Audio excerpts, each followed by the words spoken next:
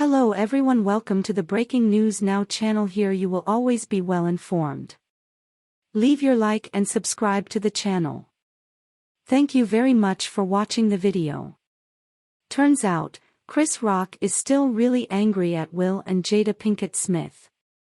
His wife was Fenji, her son's friend. She hurt him way more than he hurt me, Rock said of Will Smith Saturday night during his live stand-up special for Netflix from Baltimore, Selective Outrage. The last 8 minutes or so of the special was focused on Rock's reaction to Smith slapping him on stage at last year's Oscars ceremony, with the comic unloading a deluge of expletives and bile while contending the assault was the actor's reaction to all the criticism he had taken for accepting his wife's very public affair. "Everybody called that man a B," Rock added of Smith, who is physically more imposing than him. "They called his wife a predator, and who's he hit? Me. He knows he can beat up." Rock's outrage focused on the Smiths. The quips came in a flurry, as Rock finally told his side of the story, accusing Smith of practicing selective outrage by getting mad at him instead of the wife who cuckolded him. In fact, the comic got so excited he messed up one joke, saying at first Jada wanted him to quit hosting the Oscars in 2016, because Will didn't get nominated for Emancipation. The movie was actually Concussion, one of the omissions which fed the #OscarsSoWhite hashtag. She said, "He should quit because Will didn't get nominated," Rock added. "So then I do some jokes about it, that's how it is. She starts it, I finish it, nobody's picking on this B. She started this S. Eventually, he got the punchline out. She said a grown man should quit his job because her husband didn't get nominated for Concussion. And then this N gives me a concussion." Rock also said he was once a huge fan of Smith's, but the slap had him watching the actor's movies, like his Civil War-era drama Emancipation, much differently. "Now I watch Emancipation just to see him get hooped," the comic added. "Got me rooting for Massa." Before Saturday night, it seemed as if Smith had mostly climbed out of the public relations hole he dug for himself by slapping Rock, apologizing publicly several times while admitting the comic hadn't responded to his attempts to reach out.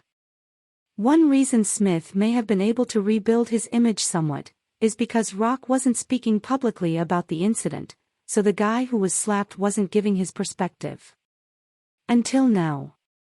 Rock insisted that, even though he was slapped live on international television by a much larger man, he wasn't a victim, unfortunately implying there might be some shame in that designation, while connecting to a rant he had delivered earlier in the night insisting that too many people seek attention by unfairly claiming victimhood.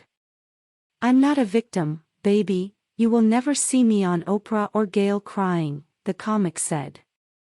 "I took that hit like champion boxer Manny Pacquiao."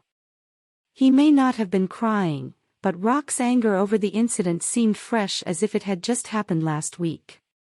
"People are asking me, did it hurt?" Rock said, incredulously. "It still hurts." And his final observation, he didn't fight back against Smith because of a lesson from his parents: don't fight in front of white people. It was a dramatic end to a stand-up special that often felt less groundbreaking than the hype surrounding it suggested. For an hour, Rock held forth on an array of topics, some of which felt like they could have come from a special years ago, including jokes about the Kardashians, O.J. Simpson and Meghan Markle. Some jokes just felt a little odd, like complaining about selective outrage by people who dance to songs by Michael Jackson but won't play songs by R. Kelly, who, unlike Jackson, is alive and was actually convicted in court of sex crimes. Parts of the special seemed calibrated to tweak stereotypically liberal sensibilities, with Rock insisting anybody that says words hurt has never been punched in the face. And jokes about how a woke trap works: if somebody wants your job, they just wait for you to say some dumb s.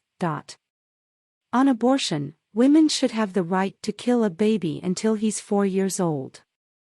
On being a divorced single guy dating younger women, I didn't get rich and stay in shape to talk to Anita Baker.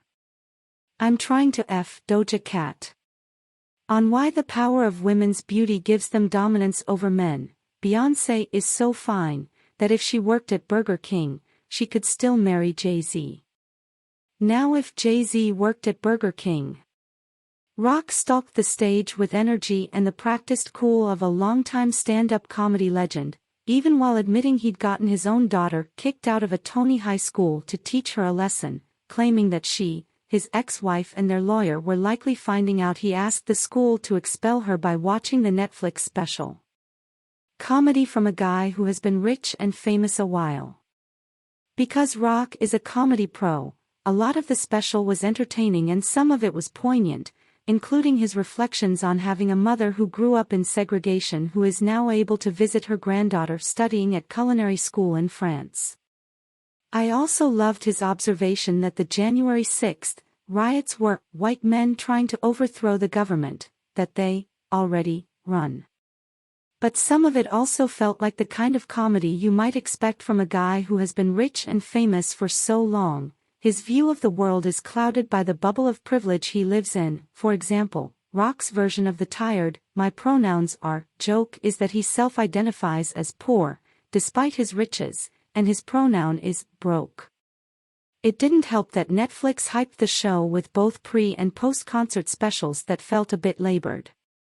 Hosted by Ronnie Chang, David Spade and Dana Carvey, the specials featured tons of appearances from celebrities like Bono, singing Jailhouse Rock before Rock's show, as one does, Rosie Perez, Matthew McConaughey, Arsenio Hall, Leslie Jones, Kareem Abdul-Jabbar and more.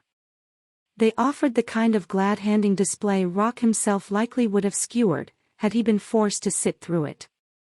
And for this comedy fan, who still remembers when Rock's groundbreaking stand-up specials for HBO redefined his career and the world of comedy in the same moment, Saturday Night's special was sad proof of the distance between a brash young comic trying to make his mark and a seasoned pro who knows how to work the room, even when he might not have as much to say.